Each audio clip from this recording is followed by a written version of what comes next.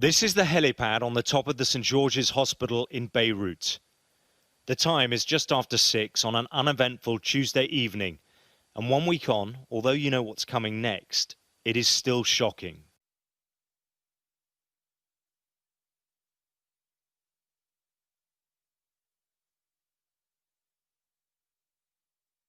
Down below, the hospital's other 230 closed-circuit cameras captured the chaos. It's the first time this footage has ever been shown.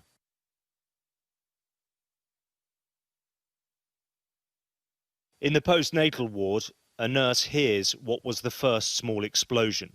She's curious before realizing something terrible is happening.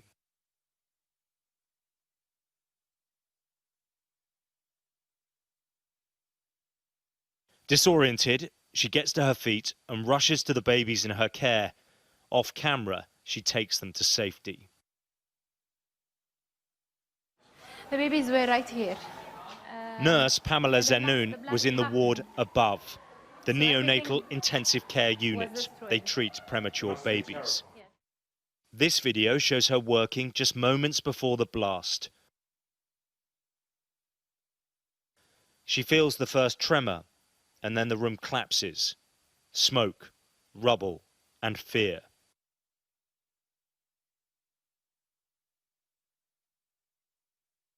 Amazingly, Pamela was barely scratched, but what happened after she fought her way out of the wreckage is truly astonishing.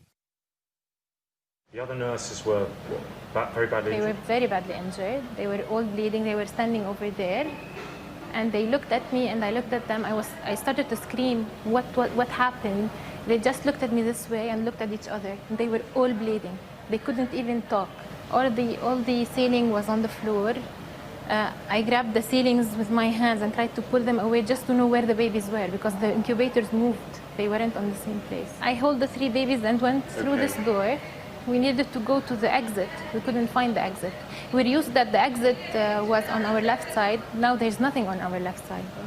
I walked around 5 kilometers on the street so I could get the babies to another hospital. But you saved them. You saved everybody. Wow. Much of the hospital was wrecked.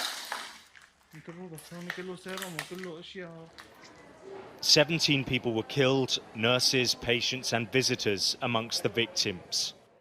But when you see this footage, it's a miracle the loss of life wasn't greater.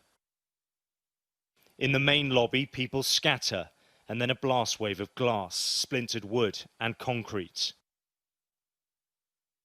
So it kind of blew inside and it hit me on the side of my face. Professor Georges Juvelekian was in his clinic at the time. He told me he'd just finished a consultation. Had my colleague not picked me up from here, I could have bled to death. Who knows? We should be proud of what we've done. What this hospital did in 8 hours, evacuating over 300 patients to safety, despite the lack of power and glass everywhere and unsafe environment and no resources, is a miracle by itself and speaks to the greatness of this people. Many of the cameras around the hospital stutter in the aftermath. But despite the glitching, they still record a city in panic and shock. A few minutes after the explosion, injured people from across the neighborhood are running to the medical center for help, not knowing that it had also become a casualty. Never throughout its history was it shut down completely like it is right now. So it's incumbent upon us all to get it restarted. This is a message that I cannot overemphasize. This is who we are. Across Beirut, you can find many stories of heroism and bravery. But this is a place where the disease of corruption never allowed a healthy state to grow.